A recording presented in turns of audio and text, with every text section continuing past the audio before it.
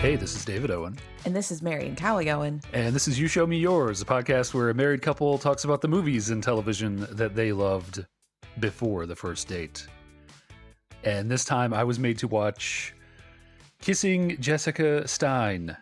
Yep, it's the 2001 rom-com that hit a little bit too close to home for me. Well, except for the lesbian part. But all the stuff about anxious copy editors, yep, that's me right there. If it were 20 years later, I would have said, "At me next time." But it wasn't. So, isn't that what the kids say now?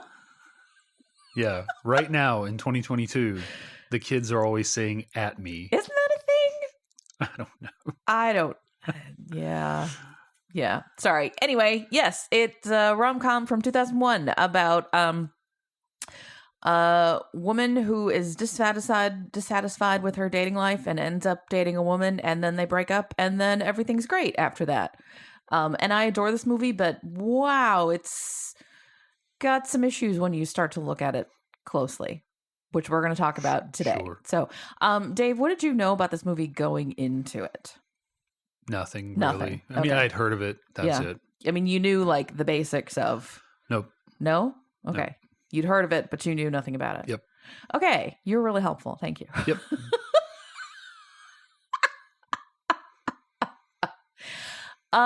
Yeah. So Jessica and Helen are our main couple, and they are both single women, late 20s, living in New York City.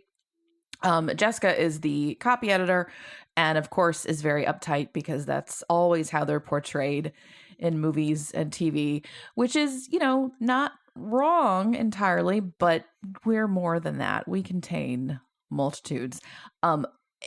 We see her early in the movie on some dates with men who suck. And it's implied that she is being overly judgmental for rejecting this one based on his misuse of various words. But come on, he meant to say self-deprecating and he said self-defecating. Yeah. And he claims to be a writer. That's immediately no. Immediately no. Yeah. I'm sorry. I have an emergency at home. Gotta go. Bye. So. Yeah, he was like the egg corn guy. Yeah. Everything was just. And just one after another. And I mean, I know he's, it's a movie. He said that because the script told him to. But there are certain things that are just beyond the pale. Anyway, so I'm sure the movie wants me to think, oh, she's so prissy and picky. But no, maybe I'm prissy and picky too, because I would totally ding a guy for that. Sure. But also those guys, they're not compatible with her, because of the various things, most of their negative traits meant that it's almost like she's not even being picky. Someone like her who is smart and works as a copy editor for a living would be driven crazy by being in a relationship with someone who constantly misuses words, no matter how good the other aspects of that relationship might be. Sure. But anyway, we see her on these and other dates, and she's trying and it's not working, and blah. This, by the way, is I can't relate to this part of dating in your 20s at all, because she is going on dates. Yeah. That was not anything that ever happened to me in my 20s. That how were you going to meet people? No one ever set me up. There was no I don't. It was so anyway. Different life. So she's just sort of disgusted with everything. And at the same time, Helen also has a lot of dates and has a lot more success, at least in the flesh department. Is not really interested in a long-term relationship, but has flings. Yeah, it doesn't really have dates. It seems like she says she has a set of men that she just uses for sex, basically, or for whatever. Yeah. One of whom is Michael Showalter. Yeah, by the way, speaking of the state. Yes, as we were in the after. Right. And she, for some reason, decides, I'm over man. I want to try some women. So she places an ad in the Village Voice, a print ad in the Village Voice. Yeah. Women seeking women, and her friends tell her, use a quote because it weeds out the people who are, not very bright, and it tells something about you. And she happens to choose a quote from the poet Rainer Maria Rilke, who is Jessica's favorite. Yeah. So Jessica is immediately drawn to this and is kind of like, well, maybe we'd be friends, but I don't know. And, yada, yada. And they meet and hit it off, and they begin this kind of will they, won't they relationship where Jessica is extremely nervous the entire time. And Helen has to be like, no, come on. Yeah. And they have this kind of, are we in the closet? Are we out of the closet thing, which comes to a head right before Jessica's brother gets married. Helen finds out that she's not invited to the wedding and is upset, and they basically break up. And Jessica has a very nice conversation with her mother, and her mother's like, okay, I get it. She's great. This is fine. Go for it. And then they are together and they move in, and the movie has these like time jumps. And so you're not entirely sure how long various things take. The jumps are clear how much time has passed, but between that, we don't know. Basically they don't have enough sex, and Helen moves out.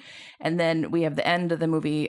Jessica is miraculously a less anxious person. Yeah. Happier and calmer, and she may be starting to date this guy who's been pining for her the whole time, who is kind of a dick but is miraculously now not a dick. And Helen is with a woman who likes sex and her, and the end. Yeah, there's a lot that I really like about this movie, but watching it now, I'm like, oh, there's so many weak spots. Sure. Yeah, I think my overall impression coming out of this movie is this movie felt like someone had written 24 episodes of a sitcom and was then told to condense it into a movie. Like, I think everything that happens in this movie works better over the course of like a 10 episode arc of a show. Oh. Well, interestingly, it started as a scene in some sort of off-Broadway show. So the opposite, in fact, it was a very short nugget, and then they expanded it from there. But I don't know the history of it. It was a couple of years before the movie was actually made, so it's not as if like, oh well, we rushed it. But I don't know. Yeah, because it's all like it's just a lot like, the episode introducing Jessica and her dating. That's an episode. There's an episode introducing Helen and her shtick. There's an episode, and each time you get to meet some of the side characters a little bit better, and a little bit, you get to know them a little bit better, and each one, and then there's, and because of the time jumps and stuff, it's like that's fair. And there's all these like mini cliffhangers, like right after the fight at the dress shop, right after the others, Like I feel like you could easily split this movie up into 8 or 10 episodes of a show, and then with just a little bit of work, you could, push it out to a full like network sitcom season. Yeah. Okay. Well, ladies, get on that. I know it's been 20 years, but brush off the material. You can make it work. What are you doing? Yeah. You can make it work. But yeah, I really want to adore this movie. It's not quite there. Sure. I relate so much to the Jessica character because she's a worrywart. She's anxious. She's a perfectionist. I giggle whenever I think of it, and I know you laughed out loud too. She and Helen are kind of having this, oh my God, are we about to do this for real conversation? And she pulls out several pamphlets and a book with all kinds of sex positions and all sorts of lesbian sex advice. And she's been researching lesbians. Right. And she puts on her reading glasses and she's got things flagged, and she's like, I didn't know that lesbians accessorize. And, and I wouldn't want you to do all the work. We should trade off wearing the strap on. And it's hysterical because I can completely see myself doing that, like approaching this as an intellectual challenge, not just physical fun. But I don't know, it's strange to me that it seems like Helen as a relationship is like a mechanism for Jessica to just magically lose her anxiety and inhibitions, and then she's calm and happy, and that was all Helen. Like, it's weird. So I mean, the way I read it is, so she she hears about the ad that Helen placed. Jessica hears about the ad that Helen placed. Isn't necessarily intent on doing anything, and then she's at a dinner, and Josh, who is her boss at the copy editing whatever, is also there and is a dick. And right, and basically says some things about her that she's too picky, she's this, she's that, which is the thing that spurs her to call Helen. Like after his little quote unquote devastating monologue, that's when she calls Helen, and the whole thing starts. And then the next day he's thinking he went too far, but she comes in and she's all happy. So I mean, in that sense, yes, it's a mechanism for her to get over herself that starts with her being told all of her faults right to her face at a dinner party, and then going on a journey where she works out a lot of that stuff, including like having to not just overcome this guy wants to split the check by percentage of how much we ate, but like, this is a woman. Yeah. That, I'm not supposed to be with a woman. So she breaks down all of her barriers by breaking down like this one taboo. Well, I like it even less than if we're giving Josh the credit for her going on this journey, because he's just a dick. Well, I mean, and I really don't like it that they are. We think they're going to get together in the end. Yeah. He seems to have changed because he also is. Well, so it's not like you say he's a dick, but like he is clearly. He has regrets in life. The main one of which is that effectively both of them gave up on their dreams. Jessica, to be a painter, and him to be a writer. And they were dating in college, and they broke up with each other because they both thought the other one could be great at their thing they wanted to do, but that the other person wasn't taking it seriously enough. So they both abandoned their relationship and their dreams. And he is still like reeling from that, and you can get that like he's jealous that it didn't work out with them. She's the only one that ever believed in him as a writer.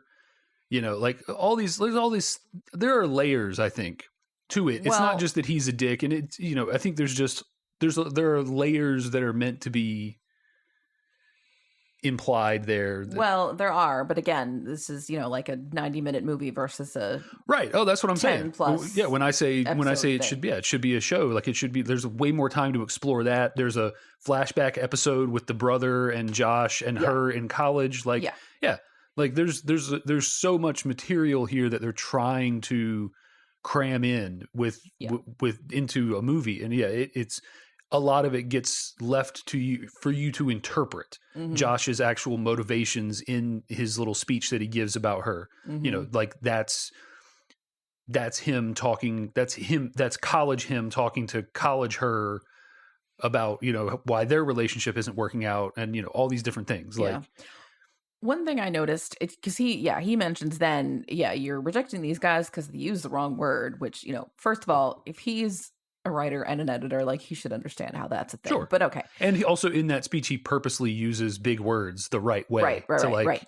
Well, I noticed after that, so one of the things that about Helen that sort of sticks in Jessica's mind, and we think is part of hooking her, is she uses the word marinate, as in like let it sit and think about an idea and just sort of soak it in and see how you feel, which is not a usage that feels all that off to me, but apparently Jessica had never heard that before, and she kind of takes it in and it just sort of sticks with her. And when she's at the office on the Monday after their date, and she's like, oh, have you ever heard anybody use it like this? And everybody's like, no. She says, oh, I love it, which I thought was kind of an interesting counterpoint to these other guys that we've seen her with using completely the wrong word. I don't know if that's intended to be, oh, look how she reacts differently to this when it's coming from Helen, or but it's not the same though. Like, no, it's not the same. I mean, self-defecating that's a correct usage of that word, even if Yeah. it's like colloquial or like right. whatever. Like it's that, yeah, like I've said that in my lifetime. Yeah, I have too, and I think at this point that's a fairly normal usage. I don't necessarily see that parallel, but I mean, I can see where you're going with it. I'm not sure how it was intended to be, is what I'm saying. I feel like it was intended to impress her. Okay, well, it worked then. You know, like this. Oh, this. You know, this is. It's maybe not right. You know, by the book, but it's interesting and it works, and I kind of like it. You know, like Helen is not by the book. The way she used this word was not maybe by the book. Like Josh, the boss of the copy editors, would be like, no, I would change that to something else probably, but it worked here and it worked for her. Yeah. Well, and that's the key difference between Helen and Jessica this whole time is Jessica is very by the book with every single thing, and Helen is not by the book with really anything.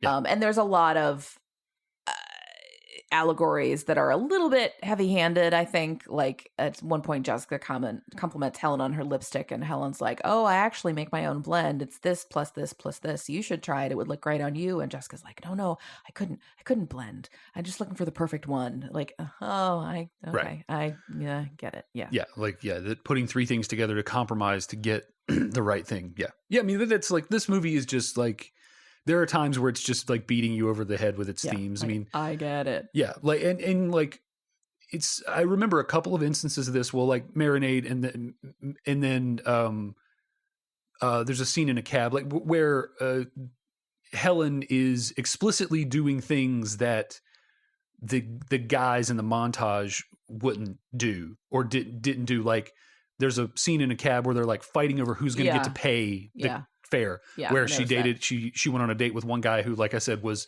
literally calculating how to split the check based on who ate more of the salad. Yeah. And not just of the salad, but which ingredients in the salad. Right. Like he's allergic to goat cheese, so she's got the whole goat cheese is hers. It was Yeah. So and then there's a guy who's all about working out, and apparently somebody's into yoga, and Helen does yoga, but is like So she is kind of like the anti every one of those guys in the dating montage. Or in some ways isn't the anti version of that, but has those traits. Jessica is being is able to see past it and be like, oh, okay, like in this case, in this context, it's okay. Well, I think that's kind of an interesting take on that stuff, because I read dating advice once. It was in, Cosmo or something like that. And it said, make a list of what are your non-negotiables for someone that you want to be in a relationship with, and just keep the list and don't do anything with it. But whenever you meet someone who you think is the one, look at your list and you will notice that you don't care about those non-negotiables anymore, because the person who's the one is just the one regardless. Yeah.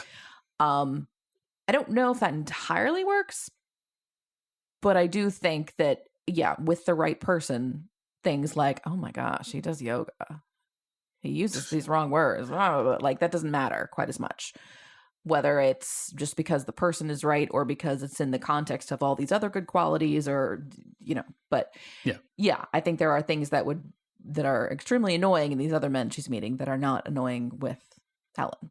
Sure. But then there's an interesting twist at the end. So basically, Helen is leaving because they don't have enough sex, which is, I think, is kind of a trope in the lesbian community. I hear a lot of jokes about lesbian bed death, where they're just, I don't know. I feel like it's not even really my place to point it out, but it's a thing that I've heard. In long-term lesbian relationships, they just don't have sex very much anymore. They're just partners and roommates and et cetera, et cetera. But anyway, this is not working for Helen, and she leaves, and Jessica is like, but we're friends. Isn't that enough? I love you. Why do we need to have sex? And Helen's like, because I want the whole package. Yeah. So here Helen's not able to compromise, and Jessica is, and it's so it's odd that at the end Helen, they reverse roles. I'm not sure what that's supposed to tell me, but Yeah, I don't know. I mean, I think the whole thing is a little weird. there's a lot of things watching this now that make me go, wait, what? I think was generally well received at the time. A lot of different gay media have approved of it. Sure. I mean, it's a mostly positive portrayal. I mean, Yeah. yeah. I think though it is. I don't really love that, oh, you needed this relationship with a woman to fix you and send you back to a man where you belong. Like, that just seems odd to me. But. Yeah, I mean, that's what I say when it's kind of weird is, and there's Helen has a gay couple that are male that are her friends and do like run the art gallery with her that she runs. And one of them is like giving her the business because she's like trying on lesbianism. She's trying on a gay lifestyle, like a jacket or, like a piece of clothing, and it's offensive to him. Yeah. Because she's just which is not true of Helen because she continues to be in a lesbian relationship after, but it is true of Jessica. Well, yeah, they say you're with a straight girl. And I'm like, well, someone's only straight until they're not. Like at that point, this is Jessica's first lesbian relationship, but who's to say what she is or is not? Right. So that was a little odd. And those two were the ones who were encouraging her to do this whole thing anyway. So right. Well, and maybe at first they thought it would be like a fling thing. Yeah. And she would go and she would try it and she would realize, But yeah, it's an interesting, because I guess there is some like, commentary on it lightly in the movie of like you're trying this on and yeah, and I mean I think Jessica's whole arc is that she has to have this relationship and then get to the end of it and realize like in every way that I am trying to judge a relationship, we were a perfect match. Mm-hmm. Except for the way that was most important to my partner. Mm-hmm. And, that I guess is enough for her to realize that like maybe she doesn't need to be as much of a perfectionist or whatever. Mm-hmm. Or she needs to also understand that the other party has a stake in this relationship, or whatever. But yeah, I mean, it is this sort of, this like putting on gay as a costume or using it as a means to an end because like presumably this ends with Helen continuing the gay lifestyle, but Jessica going back to the straight lifestyle and bisexual, whatever. I don't even know about, the something lifestyle. Like, I don't know. We see Helen with a woman at the end and Jessica appears to be flirting with Josh. Yeah. So, I don't mean lifestyle like it's like she chose the life. I mean, like she is continuing down that path of exploring that, whether it means she is explicitly gay or bi or what. Helen is continuing down that path, having discovered something new about herself, and Jessica is back on the path she was on before, having discovered something about herself. So except she's also like, she's trying meditation, although not doing very well, which same. Like she's closing her eyes and trying to meditate and she keeps opening her eyes to look at the clock like every 10 seconds, which is absolutely what I do when I try to meditate. Yeah. I mean, she's opened herself up to these. She has let someone else into her life and didn't impose on them all of her likes and dislikes and eccentricities and let some of theirs, bleed into her life. Whereas, with the exercise guy that she was on a date with, she didn't want to let his, attitude towards exercise bleed into her life. She had a certain way of looking at it. Having the relationship with Helen, and a little bit of Helen got into her life. Well, I think the core message that we're supposed to take away from this comes from the conversation that she has with her mother. It's at the rehearsal dinner the night before her brother's wedding. And yeah, when you're unhappy about your love life, the worst place to be is a wedding. So sympathies to Jessica there. She and Helen have just broken up because Jessica's not willing to come out and, be open about the relationship with all the people that she loves, specifically her family, and not bringing Helen to the wedding, which I thought, by the way, was odd because her parents don't know that Helen is her girlfriend. Right. Are friends invited to family weddings? That's like... I think to me, I read it more like the mom isn't aware that Jessica is with anybody. So invited her friend to come, but also like there's a certain bond that crops up between Jessica's mom and Helen. Yeah. You know, so. But then also like her friend Joan from work is there at the wedding too. And it's just, I don't know. Anyway. Yeah. Whatever. Yeah. I don't know. But so Jessica's gone out and sitting on the porch and is just there, like, you know, in a miserable heap. And her mom comes out and delivers this lovely speech. And it's basically, you know, you have this history of not taking chances because you're afraid that it will turn out imperfect, and you're hurting yourself in this. And then right at the end, she has this, and she kind of has to pause and like has a false start, and she just says she's a lovely girl, and I just want to cry. It's just very like I want a mom like that who just knows what I'm going through and knows the right thing to say. And you kind of get the feeling that she hadn't figured it out until that evening, because that character is not a person to hold her tongue at all. But I want a mom like that. It's a very lovely moment. Yeah. Well, and when you say like, you know that the gay community embraced this movie to whatever degree, like, yeah, they did too.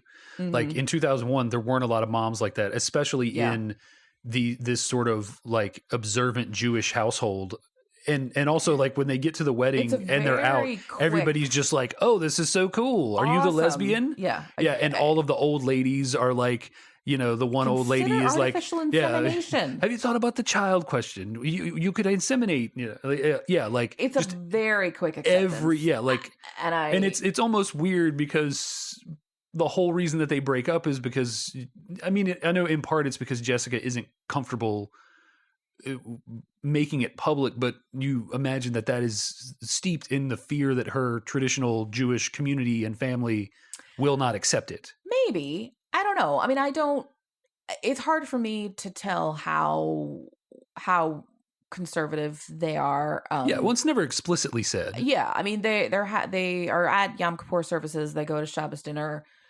They're observant. I don't know. They do all the right. But is that about how as observant as I am in Catholicism? And of all the things, no, you are much less observant of Catholicism than they are. I don't know.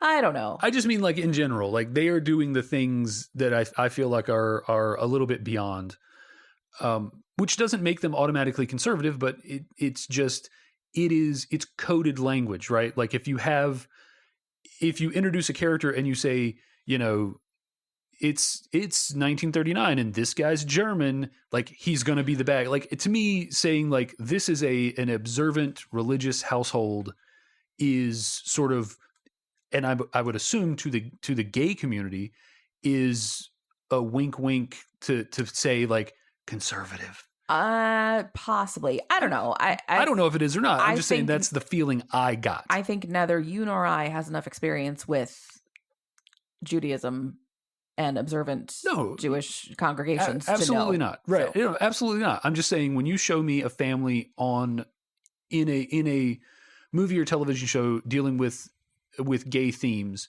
and you go out of your way to show how religious that family is, to me that's shorthand for this is going to be a plot problem for our characters. And then this one, it feels like a purposeful bait and switch.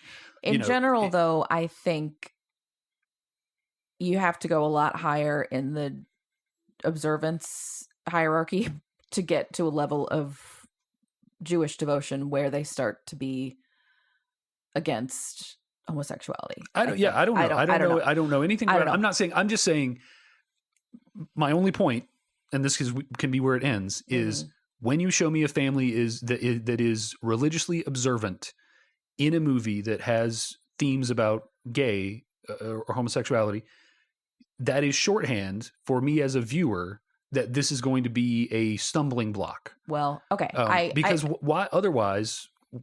go out of the way to include this blanket of Jewishness in this entire movie, if not for that bait and switch? Maybe that's the actress who plays Jessica and the actress who plays Helen wrote this together. Maybe that's her background and she just, included it. I don't know.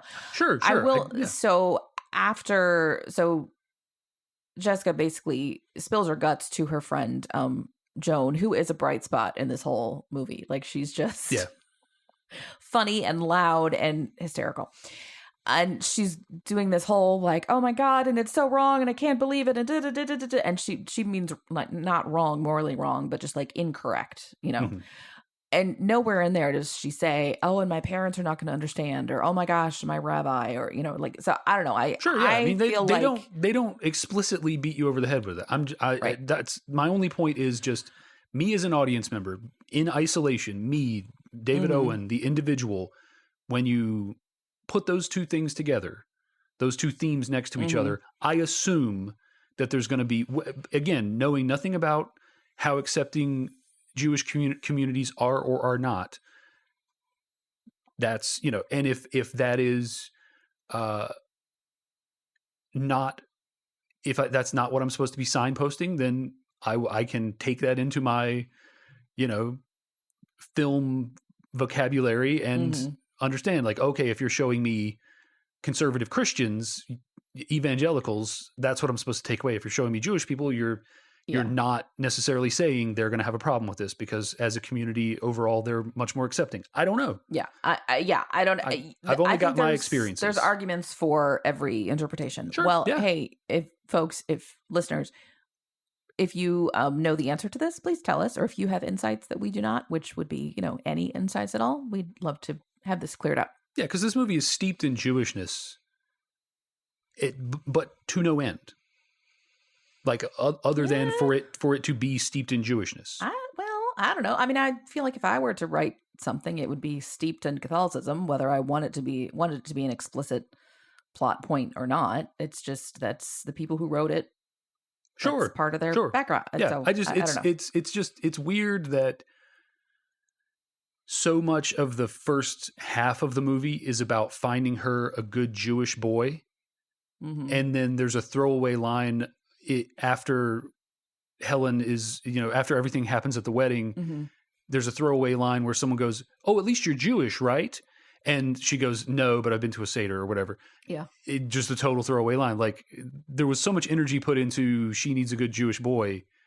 And then when she's picking a girl, it doesn't even matter that she's not, you know, that she's not. I don't know. It just, it was confusing to me, because as much time as they spent on on steeping the whole thing in Jewishness, I didn't get a payoff for that. You know, like, I don't know. Other than in the end, she presumably ended up with a, quote, nice Jewish boy. Well, I don't know about nice, but again, I maintain that he's right. That was your segue to transition into your point about, is Josh a nice guy? Well, yeah, to me, he's not.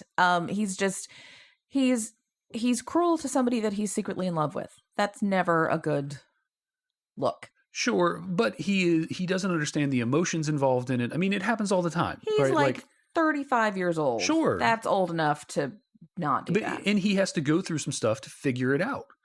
You know, like he goes to her show because this, you know, the subplot about the art stuff is that Helen, who runs this art gallery, gets Jessica back into painting, or willing to show her paintings. We've been shown that she's been painting the whole time. Yeah, and we've seen one of her works, and it looks good. It looks like a painting, but yeah, and he sees the painting, and that is when he starts to unravel all of these suppressed emotions, and you know, he sees how good she is, and that she could come back to it and do it and be willing to show in the way that she wasn't before, and go out on a limb. He goes on a writing binge. And he goes on a writing binge. Like, yeah, I mean, I think like his character has to go on a journey, and I don't think it's typical for a male character who, you know, from the 90s or 2000s, early 2000s, to have a lot of pent up emotions that they can't understand. You know, you're talking about,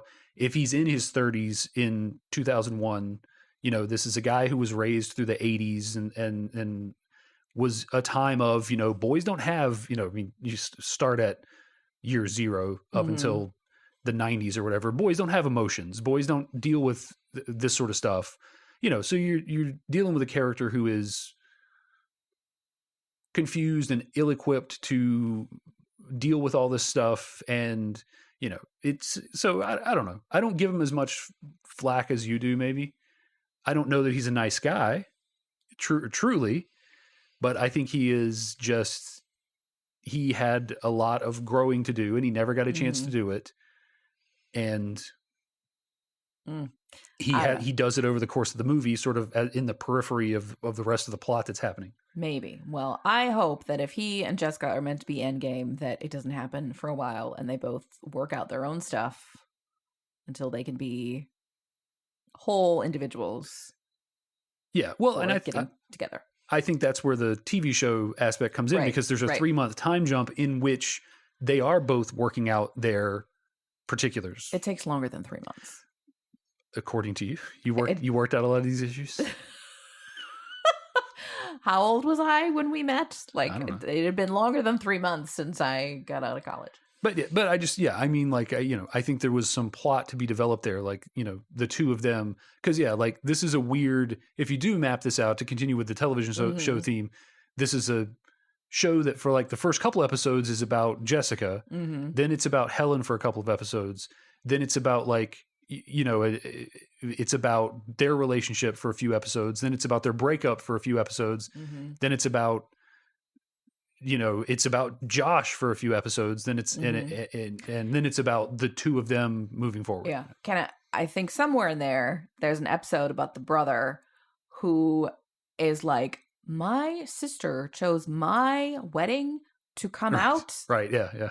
What? Like, because I see a lot of discussion about whether it is okay to propose to someone at someone else's wedding. And apparently that's the worst thing ever. I feel like coming out beats that. Like, that is completely the subject of interest. Nobody cares about the married couple at that point. There's a whole episode where his wife is upset and like plotting or something, she came out at my wedding. She upstaged me. She did it on purpose. Right. She's not really gay. And after the relationships break down, see, she wasn't even gay. She just wanted the attention. Blah, right. Blah, blah, exactly. Yeah, that is completely, if you do that in 2022, that's absolutely absolutely a thing. Let's see. John Hamm sighting in this movie. He's also like, he's clueless. That was a no. Jessica's friend Joan invites her to dinner with the goal of setting her up with this guy. Charles is his name. Well, no one tells Charles that part. And they're commiserating over, dating is so terrible, blah, blah, blah. And she's been telling her whole story of woe. This is where Josh is there too. And Josh insults her at the end of this. And somebody says to Charles, "Oh, so Charles, how are you doing? How's your dating life?" And he's like, "Oh, well, no, I've met someone who's pretty special." And Jessica thinks he's talking about her and does this blush and says, he's like, her name's Michelle. Yeah. Oh, don't do that. Like, I feel like even if you didn't know this setup thing was meant to happen, don't set that up, so to speak, and then raise her hopes and then drop them. That's, oh no, Charles. Bad. Well, I think that's just supposed to show how oblivious he was to the whole situation. I guess. I don't. And he wears fun little glasses. Yeah. He was dating actually the actress who plays Jessica at the time. They were together for like 20 years, and this was before either of them was really very made it big. Yeah. And now they're not together, which is too bad, because I liked them together. They were cute. But. Sure. Yeah. I'll tell you my favorite thing about this movie. Okay. That Jessica is just a pathological liar and really bad at it. Like, every time she's ever caught in a situation that is slightly, embarrassing or, inconvenient for her, she just immediately launches into like the worst possible lie. Pathological is not I know pathological liars like don't even know they're lying. Like she just immediately, like when Joan catches them at the fruit market, at the curb market, and she has to make up an excuse. She's like, "Oh yeah, my Helen, I had to come. She does a thing with the what did she say? Homeless shelter. Homeless shelter. Yeah, and she said we had to making brownies, and you cut to the basket, and it's just like bananas and oranges and stuff. And Joan is clearly not fooled and looks at Helen, and Helen knows. That, and it's so bad that's how Joan figures out. Yeah, and then they cut right to the scene of Joan and her talking about the whole Helen situation. Yeah. Yeah. But that's my favorite thing about it, is that she just immediately starts lying without even thinking, when most of the time, like the truth, or just like an easier, less complex lie, like she does the thing that liars do, where she just starts making it Adds as complex and like when Helen shows up to the dress fitting. Oh God, yeah. and she's there's a realization for Helen that she wasn't invited to the wedding, and then she storms out, and the mom is like, "What did I say?" And Jessica on the way out the door is just like, her brother died at a wedding, at his own wedding, I think. And then she walks out, and the mom is like, died at his wedding. Oh, that is terrible. Yeah. Oh, this is, Yeah. Just like that was always the funniest thing to me. Like every time it happens, like 5 times in the movie. And sometimes it's over like stuff like that, which is huge. Sometimes it's just over trivial stuff. Like when they get caught by Josh visiting her office, and this is still like early on in their relationship or whatever. And she's like trying to make up a lie of like, oh, this is for a friend from the gym. And like, she's trying, well, we stopped it. And yeah, it is every time she does it. Oh, I just came up here to use the bathroom. And then, she's kind of got main character syndrome, where you think that whatever you say, people are going to hang on your every word, and you're going to have to, you need to like, the entire plot of the next week is going to hinge on what you say there. And most people are not listening that carefully to what you say. Like when Joan finds you at the market, like you can just say, well, I'm here with Helen. Like, it doesn't have to, there doesn't have to be this elaborate lie. Like, she lives down here. I'm visiting her. Yeah. Well, previously she had said, because Joan had said, okay, you're seeing somebody, right? I can tell. And she's like, yes, I want to meet him. Well, not this weekend because we're laying low. So the implication was, I'm going to be spending the weekend in bed with my boyfriend. And then, so there, but still, like, if you're going to lie, do better at it. Exactly. And even that is just, we had to take a break. It got too hot and heavy, and I had to take a break, and I came to see my friend. Well, I think also she doesn't want Helen to know that she's been lying to. Yeah. I guess. But still, yes. But for me, though, it comes back to, if you're going to lie, do it better. Yeah. Like, practice with some white lies at like the grocery store. Yeah, but it's also like it is like acknowledged by the characters in the world that she is a horrible liar. Helen says it's one of your best qualities. Right, you're so bad at lying. Yeah, yes, because you immediately she's the kind of person, if you knew her for more than a couple days, you would have encountered one of these and immediately realized how bad she is at it. Yes, because it is just some of the worst. It is pretty bad. Well, she gets flustered so easily, and part of me is like, how do you survive in New York City? Yeah, I don't, but she also, another quirk of hers is she hates computers and email, and probably cell phones too. And so I don't really know how in 2001 she's getting away without any of this stuff. Certainly by 2022 she would have been dragged kicking and screaming. Actually, by the end she does have an email address. She's all into it. This quirk that at the time, I guess you could say was charming, but looking at it from the point of view of 2022, I'm like, well, and honestly, in 2001, like you didn't need to be on the internet for everything. I guess you're talking about a time before Facebook and Twitter and social media in general, and people weren't even doing a huge ton of like online shopping. I mean, eBay was a thing, Amazon was a thing, but I mean, I knew people in 2001 who were like that. Yeah. When she said she receives emails for work, she doesn't send them, which I guess is like, if you only have to communicate with people in your office, I guess. Well, right. Yeah. She seems like the sort of person who gets an email from you and then like is at your desk. Yeah.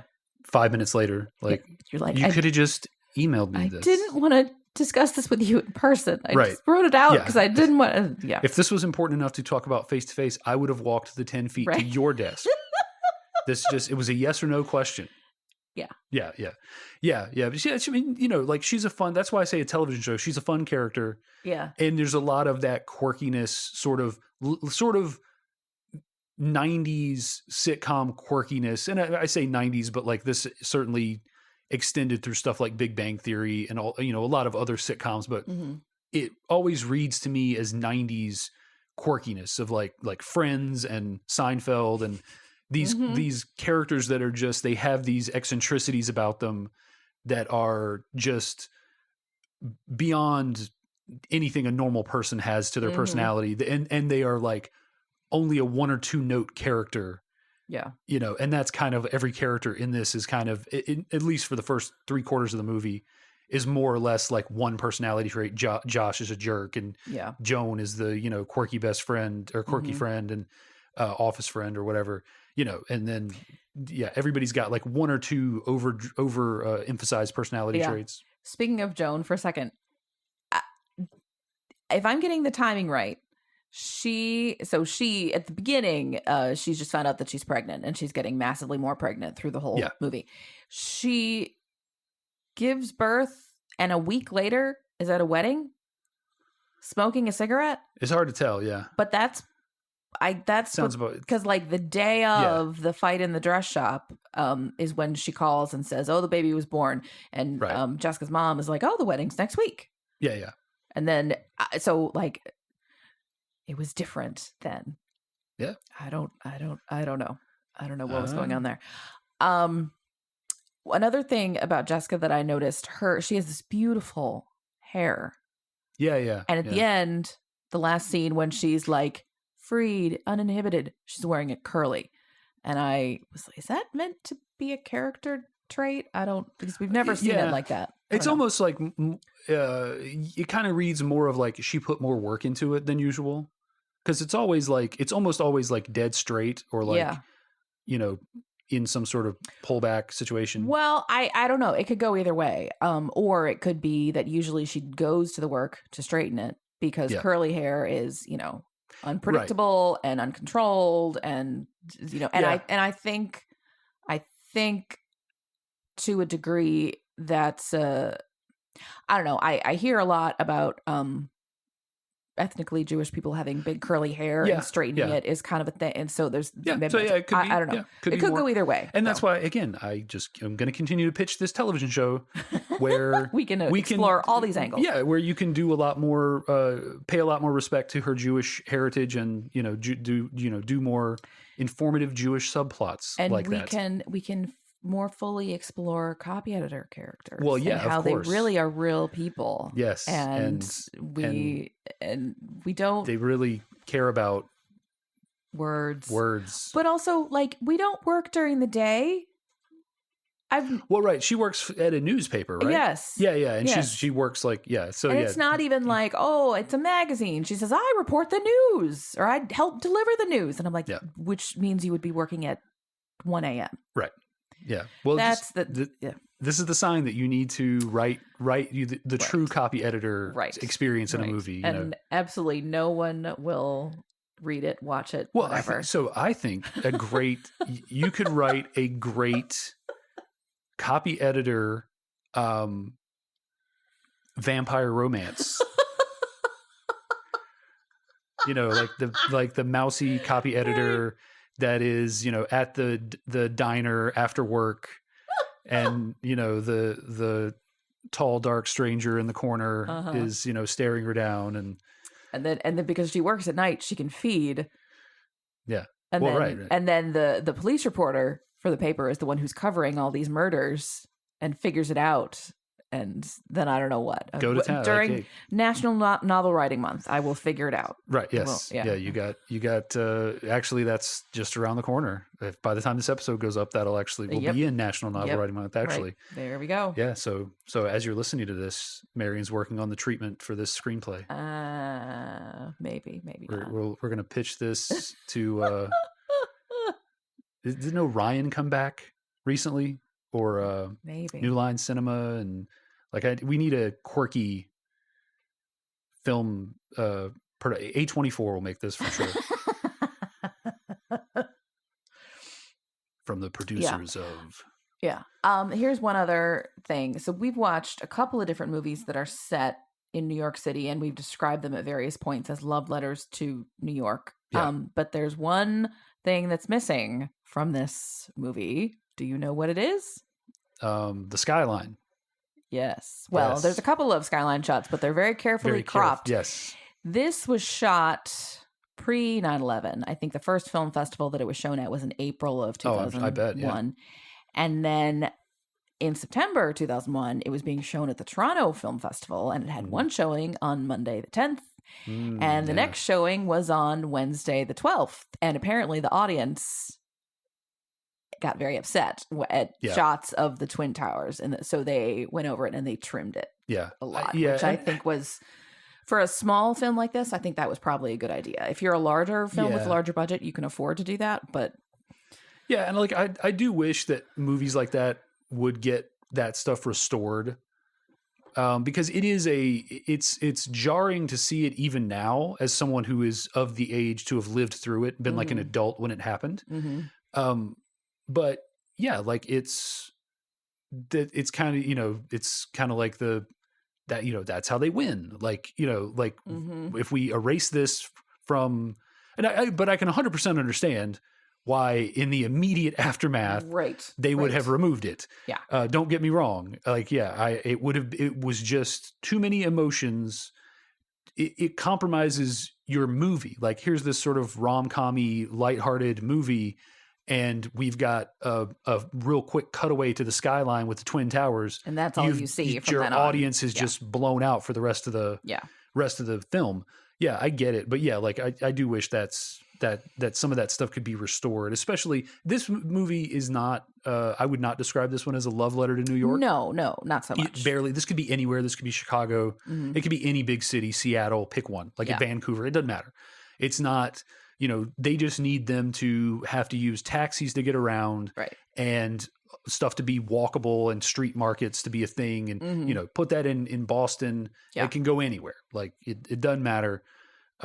Unlike, some of the movies we watched that were clearly about New York. Like Keeping the Faith is the one I was thinking of. That's for sure. Absolutely a love letter. Yeah. So But that does not surprise me. The timing of it.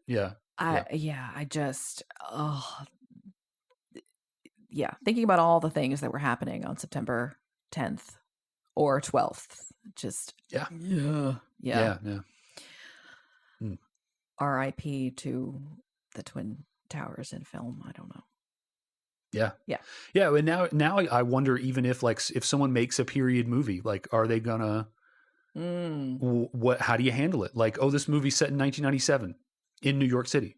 Yeah. How do you handle it? Like, I think you should put them in there. Yeah, I don't know. I feel like there must have been something along those lines made since then. Oh, probably.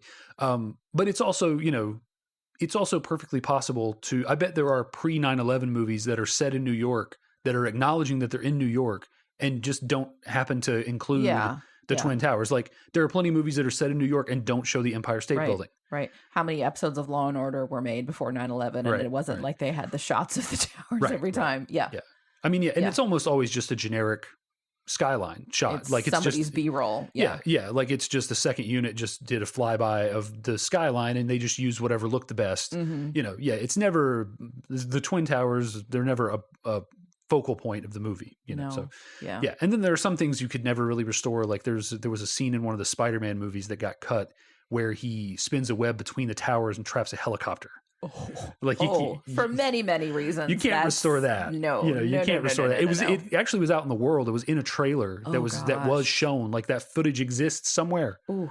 I'm sure you can Google it. Yeah, it's like he's got a chopper trapped in a web, and he's sitting in the web, I think, and they slowly zoom back, and it's caught between the twin. Oh gosh! Oh, yeah. Wasn't this is not the same thing at all? But that movie Man on a Wire, didn't they make? There was a documentary, and then didn't they make a feature of it? And that was walking between the two. With Gordon Levitt. I think so. Yeah. Levitt, I mean, obviously that's he that's did that. different. That's, you require the towers. That's a historical. Like, you gotta. And it's about them, and it's and I think it's a kind of a, I don't know if that guy had a depressing life or not, but it's a feel good moment.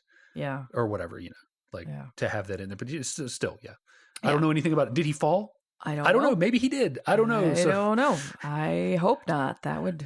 We spent last month talking about books that we've never read. Now we're talking about a movie that we've never seen. Yeah. But we did see this one. So do we think that other people should see this? Sure. It's a quirky rom-com. It's cute. Fun thing. If you don't think about it nearly as much as we did.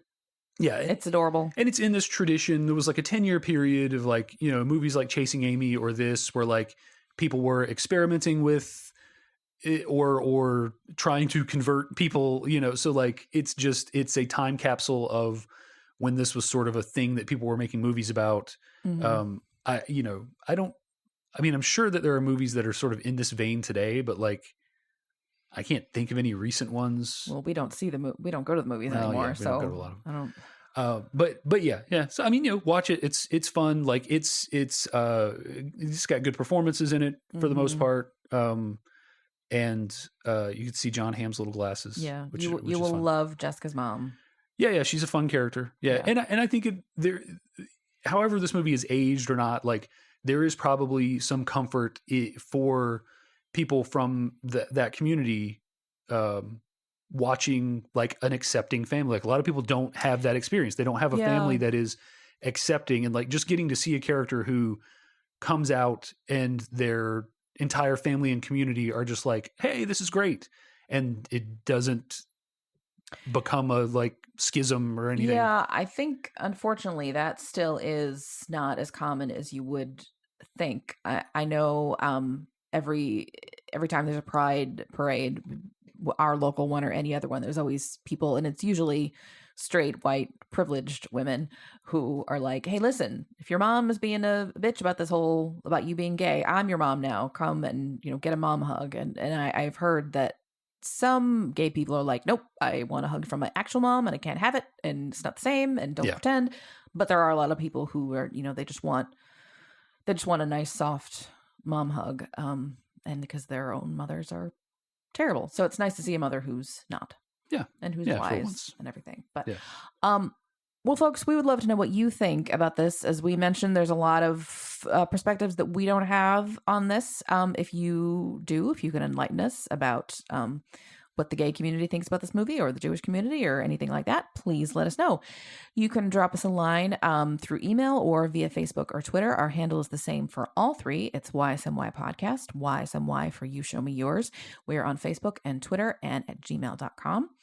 Also on Facebook and Twitter, we post links to our latest episodes. We have new episodes every other Wednesday. So 2 weeks from today, no matter when you're listening, there'll be a new episode. We just finished our October Spooktacular, which meant we had 4 episodes in the month, but now we are back to our normal twice a month schedule. While you are getting our new, you can find our episodes on I just got wrong lane. You can find us on most of your major podcast providers, specifically Apple Podcasts. So if you don't want to do the Facebook or Twitter, you can go there to get our latest episodes. We would love it if you would rate, review, and subscribe. If you subscribe, you'll get the latest episode right in your queue.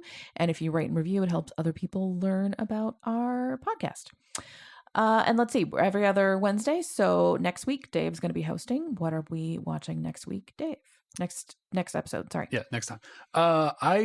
Let's go in a completely different direction than we've been in, I think, on this podcast. Okay. We are going to watch Akira.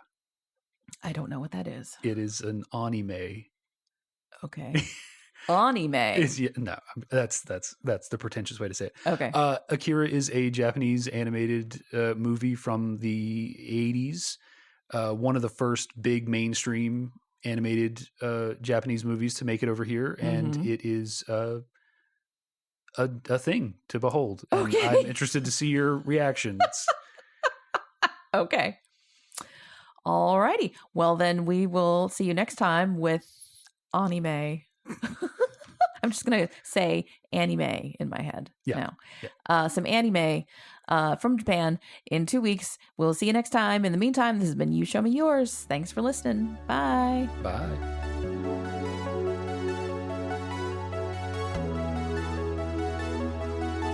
The You Show Me Yours theme song is Uplifting Electronic Indie by Winnie the Moog from filmmusic.io.